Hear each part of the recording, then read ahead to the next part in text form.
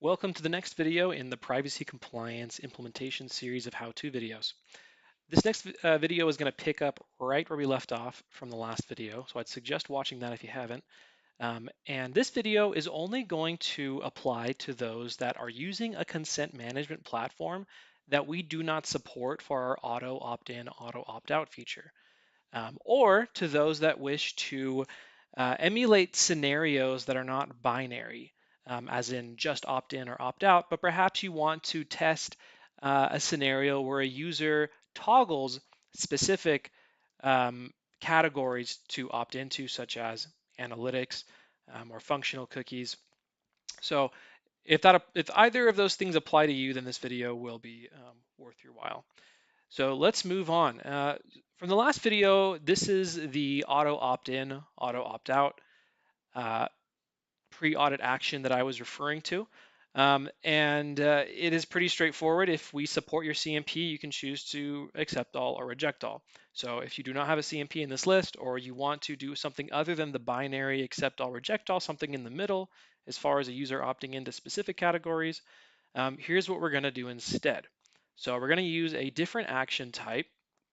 We're going to say create pre-audit action, and we're basically going to create a bunch of automation to take place that will get us to the home page and then to interacting with the consent banner enough times and in the right way to get the website in the state that we wish to test.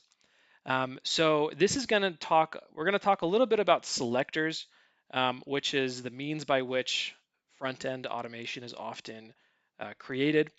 And here we have our button that I want to first click. This is our consent OneTrust icon. So if I inspect this, we can start looking at getting a selector. Now, with OneTrust, I happen to know that we can choose this one right here, this class, OT floating button open. And we can create a CSS selector. We're going to go a little quickly for the sake of time in this video, but you can pause and slow down and look at the code, a little bit of JavaScript that we are writing. And I just want to test to make sure this works. So I'm going to execute that code, and sure enough, that selector, which is everything in the single quotes that I'm going to copy right now, is going to work for us. It opens up the consent banner, which is what we want. So we're going to go back here. We're going to first off say nav to the home page. And then we're going to say step 2 is a click action. And we're going to click on this CSS selector. Now, I'm only going to go through that once because it'll take a few more iterations of this to get to the final place that we want to be. And I will show you the end result. Now, for our website in this scenario, if we're trying to just achieve opt-out, which is what I've created here as an opt-out scenario, this is what it would look like. So we have step 1, navigate to the website homepage. Step 2, we're going to click on, now this will contain our selector that we just made.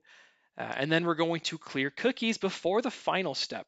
The purpose of this is because we don't want cookies to bleed over from the initial page load when we were not opted out.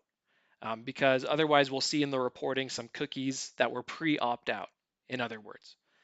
So we're going to clear cookies right before we hit reject all. We can find that selector in the same way that we did just now. We can inspect the reject all button, and then we can, in fact, even just grab the ID if there is one. Usually CMPs will have an ID to use like this one here.